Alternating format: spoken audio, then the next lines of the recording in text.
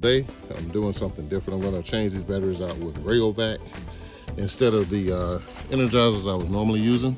I just want to see if there's any significant difference in the life of the batteries when I change this over to Rayovac.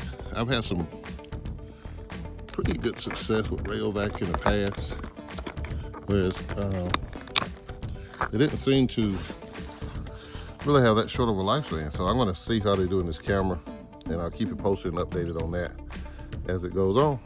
They're not corn out here, and also what I'm going to do is I've been doing this for the past month, so I put some protein on top of my corn because the bucks are now at almost full. Well, they're about 3/4 growth of their antlers right now. And in July, August, the antlers will have grown and they're starting to harden up in September. So I just want to put last protein out. And normally when I put this feed out here, if everything's quiet in this area, the deer will show up probably in about 30 minutes to an hour. And they come from over here, they're bedded down up there. Most likely they're either watching it right now or they're somewhere within distance where they can smell this corn. They've been out here about every day for the past 2 months. They just started coming out in the daytime again. So we're gonna try to get them on video for you, just so you can see the antler growth and the difference, if any of this protein is made this year. All right, we'll see you then.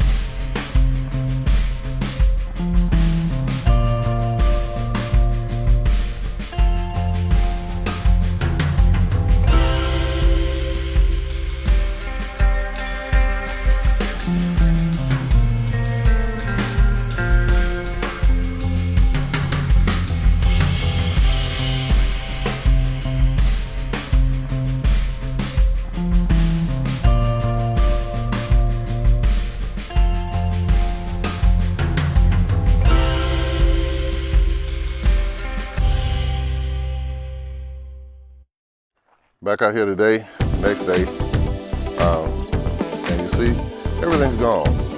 Now if you look real close, you'll see little bitty pellets of the protein, the deer protein. Deer don't really prefer to eat that over corn. They'll eat the corn over the protein. That's why I mix it. And here's a kernel right here. I'll show you. I think you can see it. Yeah. That is one that's left. So, but you see all the kernels of corn are gone. And so that's why I poured the protein on top of the corn, and I mix more corn than protein. But these squirrels and even the cats came out yesterday and they ate a little bit.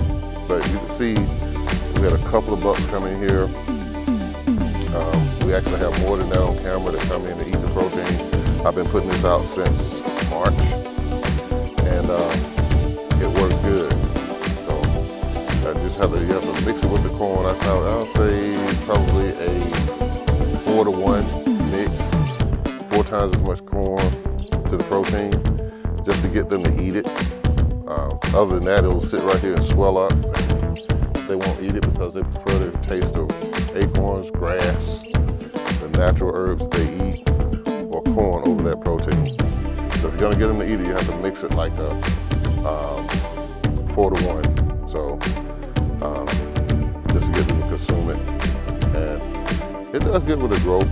I've seen the racks grow a little bit over the past few years, and the main tubes that I see out here, they didn't show up. I have some photos of them anyway, though.